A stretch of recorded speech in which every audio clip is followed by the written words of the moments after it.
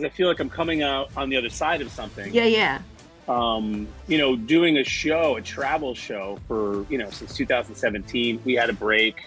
There's a lot of story in between, when COVID hit and afterwards and beforehand, and all the momentum. And I think the break was I needed it kind of thing. So it's funny how life works that way, like timing with things. And, my father got old fast, got sick quick, and then I had all that time with him, which was powerful. Amazing. We were shut down, and I got to cook for him and spend time. We argued like brothers, but it moved me out of the city, and it got me closer to nature. And so all these beautiful paths. Amazing. And I get chills, and quite emotional when I think about it. But it's just been a powerful time. So it's really been exciting. It's like, okay, I have my space. It's like a sanctuary of sorts. And so it's almost like, I guess, a new chapter. Yeah. I mean, I guess it's that turning the page, right? Right. Yeah. So it's, they say every 7 years, we shed our skin and, grow some new. And it feels like that, and to really honor that is it's like, oh, you got to let it come out. You got to, you got to let it surface, because otherwise it's going to explode anyway. It's like a volcano. Right. And then it will take on its maybe destructive nature. And that's the thing. So, you can't allow for that explosion. Sure. There's peace in the purge sometimes, it's like, let it flow, as they say. For sure, let it flow out, and again, honor it. I guess you're very much a creative thinker, right? So is that why some might say that? yeah. Well, okay, putting it politely. Yeah, no, but clearly, of course. I mean, I definitely divert to childlike sensibilities where I would often get in trouble for things that make me who I am today. Well, let's just call it creative thinking. Thank you. I wish I could have said that. I think I did say that. I think this is creative thinking. No. No. Go to the office. All right. Again, okay.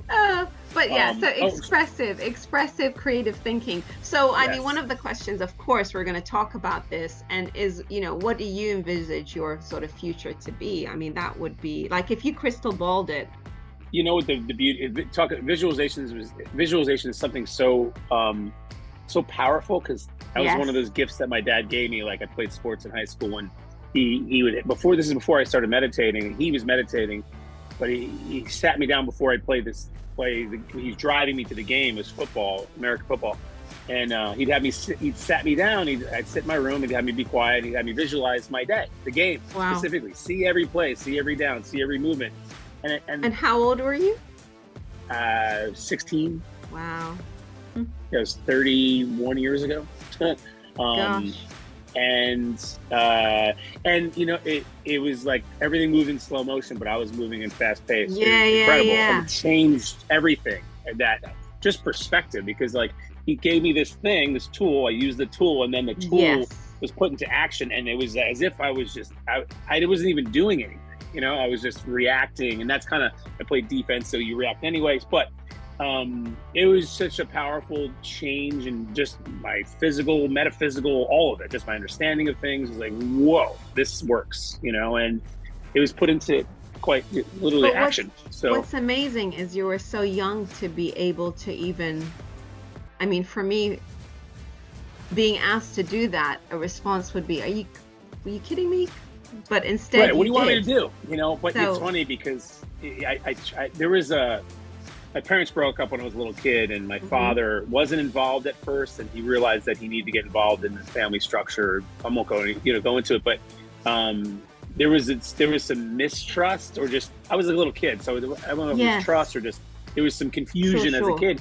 And then he was able to step in and do all these things, and I started trusting, and so I just trusted in what he was offering, and I just accepted, and I did it, and it was like, whoa, wow. And so that was there's a bond of love there, not that I didn't even know it, but it was like what he was presenting to me.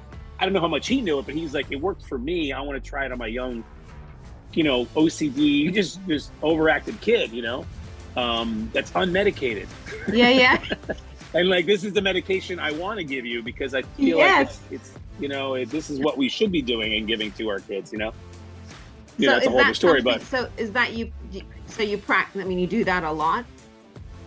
I talking about it makes me want to work on it more. Oftentimes it's like a walking meditation where because I walk my dog a lot. He's just this little tiny dog. I know, he's so freaking I have a big dog? Oh, yeah, he's so great. Yeah, he's amazing. He's a real character. I love his little face. He's a total character. So funny. And I'm a lot of judgment. He's a rescue too. I feel like I'm a rescue myself. He's a rescue. Yes. He's a Brussels Griffon. He's sitting there listening, watching on the bed. I can see him kind of moving around. He's over here. This is like his dog food there, and then there's him right over there. Yeah, right. So my worlds collided when I got the show because I was at 18. I had three of my closest friends. One was at a conservatory in New York City called the American Academy of Dramatic Arts, and the other one was getting his undergrad, but he was also minoring in theater, and he wound up going into the New School Actor Studio, which is a prestigious school in New York City. There's a TV show called Inside Actor Studio with James Lipton. Later, I got to audition with my friend to get into the school to get his master's program, and I hadn't finished my undergrad at the time, and then my buddy who was here locally in New Jersey where we grew up, he was going to community college, and they were all acting. These guys I had grown up with and played sports with, they started acting before I did, and it wasn't until I left the school I went to play football, kind of like I was shot out of cannon there, and I was shot out of cannon back. And there was a teacher there that was, he was from New York City, and he was a theater history major. And I was just like, this is so much more interesting than playing football in the middle of, I was in Pennsylvania, which isn't that far away. But I'm from here, and I missed that. And it was a part of that. I was yearning to get to, when I realized that I wanted to start acting, I was immediately drawn to the city, and my parents. What was it about acting, though? What was it? Is it the ability to, come out of your own comfort zone and assume something else, or is it because you're such a character that you want to, what is it that sort of? I think the only answer to that question is yes. So I think a little column A to everything. Column B, yeah. Because at the time, I was playing football, and I was recruited to go, and we didn't have any money for college really, and so I was able to get a partial scholarship, and that helped my parents at the time get me to go to school. Yeah. So I thought that's the best thing I could do. My coach encouraged it, and so I went, and I was the first one of all my friends, August 16th, after graduating high school, to go to football camp, and then and I actually towards the end of the season, I decided to stop playing. I was like, for the first time in my life, after coming out of just youthful angst, going to that school when I was a little kid and learning, I was depressed, and I didn't know it really then. I was just like super down because I felt like I was letting both my brother and my father down by stopping. I wrote this long letter in college. Really? Huh. And I couldn't have been further from the truth. Like I didn't let them down. It was just I was at a crossroads with myself, and they accepted my decision, openly, and they realized, you got to do what's best for you, little brother. And so that's when I came back here, kind of with my tail between my legs, and then I went to the community college. I'll never forget it. I went to an audition with my buddy and it was a cold read, and that's essentially just taking a script and reading it with not knowing what's going on. You just kind of in a minute you absorb what's there. Just get on with it. And I just on a stage in a theater, and I'd never done that, and I failed miserably. It was the worst thing that ever happened to me at the time. And then that's when I realized, I want to do this for the rest of my life, because you have to understand, I was playing sports, and I got very good at it. And then that was my focus. Right. And truthfully, whatever I put my focus to, I became good at. As simple as that sounds. That's what it was. You mentioned focus a lot, so I guess focus is very important to you. So when you lock in, I guess, when you lock into something. So did that technique help you? because a lot of the listeners will be very interested. You know, you see a lot of it. A lot of people talk about it more, this visualization or affirmations, or, you know, which is really important, right? For the self, It's healing as well as, you know, it's projecting out there, right? You project the positive vibes, all of that technique. So it's really interesting that you started so young. And do you feel, and is that something you do now? You still continue to do to provide you the focus that you talk about? I really feel like physician, heal thyself. You know, I think we have so much within us that we are capable of aiding, you know, yes. And we, you know, oftentimes we're not necessarily encouraged to do so, or just historically we haven't been. And I think that's changing a great deal. You know, I was lucky enough to have a father that had the wherewithal to have this simple practice of just foreseeing or envisioning, visualizing my day. And you know, it changed my game. Everything within every moment of that game, since that game and moving on to every game thereafter, when he first implemented it or he shared it with me, you know, everything was in slow motion, but I was going at full speed. And it just like, it was incredible because I already saw it happening. And then I manifested it, you know. I actually, it was like, it's like writing down your chores or writing down a to-do list, and then you're just checking them off. And that's that's as simple as it became. It was just like, oh, okay, next, and it was just amazing. I just very powerful, you know, like arrow, like with like focus, super focus. And yeah, you know, honestly, I just try to strive to get better at that, you know, even now, because when you're in it sometimes, like for instance, traveling with the show, you know, we're doing 3 restaurants each episode. We're doing 2 episodes in a row. Sometimes in the beginning, we're doing 3 episodes in a row to be on the road for a couple weeks. I really had to hone in on a lot of things, you know, and like diet, of course, my focus. Oh yeah, we're going to talk about that. Exactly. And so I can sleep anywhere, you know, I can physically sleep anywhere. Wow, really? At least shutting it down. You know, I call it, I got to shut it down. You know, all my friends know what I'm talking about, you know? Yeah. There's 2 things that I do consistently, and it's shut it down when necessary. That's a nap or just become quiet, or, and the other one is, they call it the Irish exit. I don't necessarily, I say hello. I'm great at saying hello, but I don't often say goodbye. I just leave. I just go. Yeah, very interesting. Very interesting. I mean, yeah. No, I totally get it. So now I know what it's called. Yeah, so I do it so often. Now I know what it's called. It's got a name. I never happen knew. to be Irish, you know, Must so have it's fitting Irish for somewhere. me. And yeah, I'm you know, I've been doing it for so long now. I know what it's called. You know, I just adopted it because my dad happens to be Irish and my mom is Italian. So you know, but very much American. But so from focusing back. Let's get back to focus. So entertainment. So, you know, before food. So not before food. I mean, there was food, and then there was football, and then there was entertainment. So how has that been? Because like I said, that's a very tough industry to break into. I mean, there's a lot of noise. It's similar to fashion or any creative industry, right? It's just full on, and there's so many talents. How do you make it? There is a lot of noise. Well said, because that's exactly what it is. And you know, in such as life, there's a lot of noise in life, and we create a lot of noise, be it drama or so, you know, navigating that really, you know, like with acting, it's so specific. Like I had to get so specific, or it allowed me to get so specific about things that it helped my focus, right? Whether it be and then just behaviorally, I was just fascinated. I mean, I had again, my older brother. Like we had a video store down the street, and like they let you rent anything, you know, for the most part, you know, like kids could rent like the scariest, horrible movie. You know, so, and like we would watch a lot of movies, and some of them were just like horror movies, and then there you'd have, you know, like your classics. So I was very well-rounded with movies as a kid, and it just always fascinated me because they were just so foreign. These people were so untouchable, you know, like. And like when they were good, they were really good. And it's like they really pulled you in, like story and just reaction. And so like, I mean, as a kid, I fell in love with that stuff, just being entertained like everybody else, you know, when you're entertained.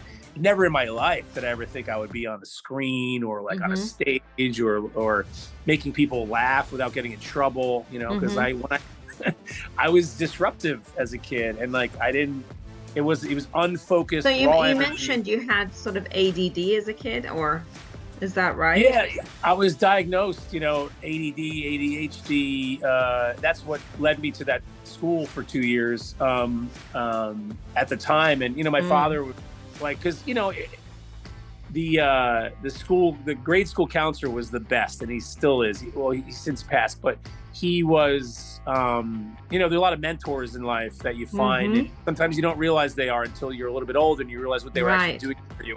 And I really early on, before, like a little bit before the acting stuff, I thought I was going to be a teacher. While I was pursuing acting, I was at the community college. I didn't know what I was doing. I was pursuing therapy, I think is what it was. I was pursuing emoting, because I was like able to go on stage. We did a lot of improv stuff, so that was like the results of sports, that letting go and like the frustration, getting rid of the frustrations. Really, I channeled that energy into theater, and then that was like, oh, you know, I was such a buzz from that because I was able to let go and then work through my own problems. You know, like, through the eyes of the character that was basically me, but like the situation, the circumstances were different. You know, it's like, okay, you're in love with this girl, but you have to break up with her, whatever it is, and you know, you're playing that role, and it was really. So, are you more comfortable playing a role, Casey? Is that where are you more comfortable, being you or playing a role?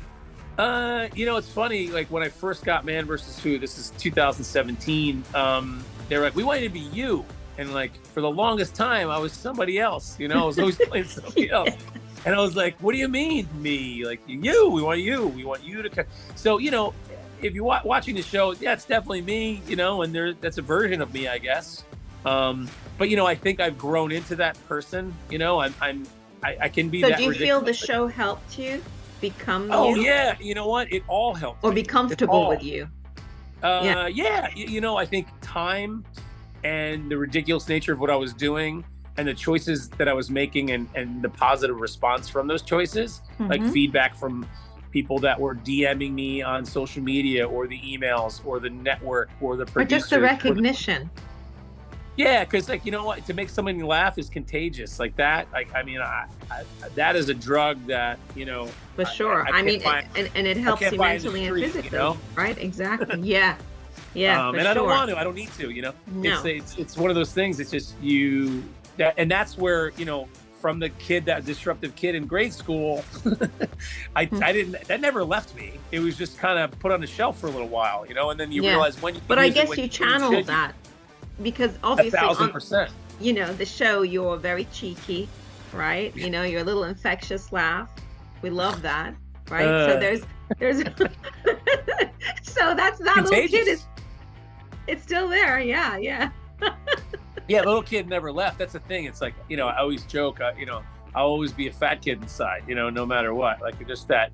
And like, I look to that, because I remember, you know, there's a bit of innocence and playfulness and just, you know, being quick to laugh, I think is healthy. And, you know, that's just kind of, you know, what I've grown in. But what's interesting is, of course, you love your quiet time and you love your downtime, right? So it's not always like full on, right? No, like you said, you got to quiet the noise, and that's daily, you know, and like listening to your body, and you know, and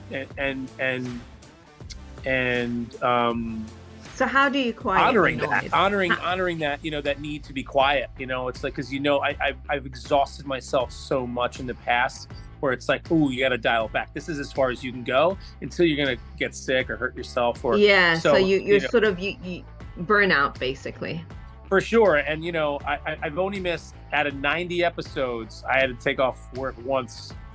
That's episodes. So that's you know, one episode, my goodness, is 3 days of shooting. I'm not bragging. I'm just like, that's crazy. I definitely learned, like, we had to not shoot. We didn't shoot. Like I was like, I can't do this. Because it's, you know, whether it be. But it took that's the thing, you push yourself to that extreme. And do you find yourself, you know, I guess maybe not so much now, but in the past, very much like that. You'll push yourself to a point where it might burn out because you said you lock into something, you want to perfect it, you want to be the best at it. That takes a lot of energy and effort. So do you just keep on at it? I've definitely found measure in my life. I definitely I'll let myself off the hook. I've definitely lived extremes, especially with the show, off camera for sure as well with dietary stuff. I was, when I first moved to New York City, I was vegan, but I'd been working in a restaurant. Totally. Huh. Yeah. I right out of high school, I worked in a health food store because I always ebbed and flowed with weight. And I went from 220 pounds as a junior in high school to 180 my senior year. And my football coaches were so upset. Yeah. Because all I was doing was running. And I got to a point where I was the last time I was 180 pounds at that point, I was kindergarten, I was just a big kid. But, I wasn't that big in kindergarten, but I was big enough, And so I really got mindful about diet. So I worked in the health food store, and so you went vegan. So you and must I was have vegetarian, and then I was vegan.